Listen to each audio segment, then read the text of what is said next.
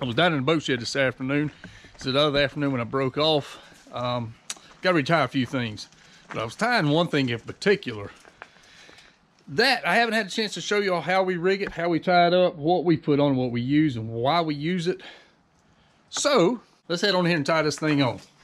The infamous A-rig, the one and the only, the almighty fish catcher, the fish slayer. Guys, this rig has more draw power to getting a fish to bite than any bait I've ever seen in the last 30-some years of fishing. This thing can draw a bite. Before we get started, today's video is brought to you by Twitch Paws USA. They're a brand new company out of Georgia, putting out some very nice fishing apparel. Between their comfort and their unique designs, kind of like the sweatshirt I got on today, the hat I got on. Go over, follow them on Instagram and Facebook. Check out the inventory. If you find something you like, make sure to use promo code HCO-10 to save yourself some money and help out the channel. All right, back to how we rig the A-rig. The A-rig I like to use is Flash Mob Jr. It's a big profile. It keeps that big profile without downsizing too much, but it is more of a finesse style A-rig. But this is the one I normally throw, is the Flash Mob Jr. For a little bit of leaf blades. Now on this A-rig, I normally run 3 hooks and the other one's decoys, dummies, whatever you want to call them. I'll run 1 hook dead center, and then 2 of the others will have baits coming off of them. On my dummies, I run these little screw locks. Simply screws onto the swim bait, and it's got an eyelet right there. Basically that clips onto your ring on your swim bait, right there. You have a standard weight, which is the head itself. Then you got a little bit of weight in the wires, not a whole lot. So where we can really play with the weight of these things is over here.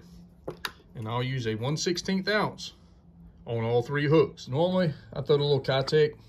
You're looking at about a 3.5 inch. And I vary up the colors. I've got everything from a shad color to a gizzard shad color, herring more or less, more herring.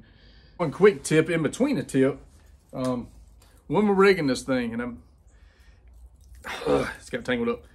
The center hook, this center one right here amongst all the other 4, this one I like to make a little bit different.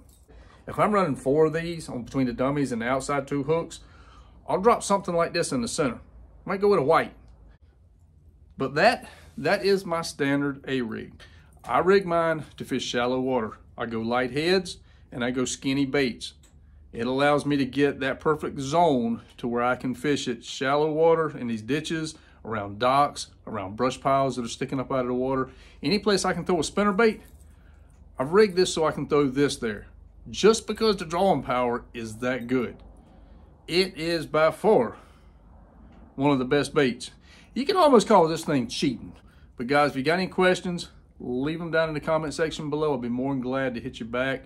But there are a bunch of modifications on this. Plenty of ways to rig it, change it, modify it, fit it to your fishing and what you're looking for.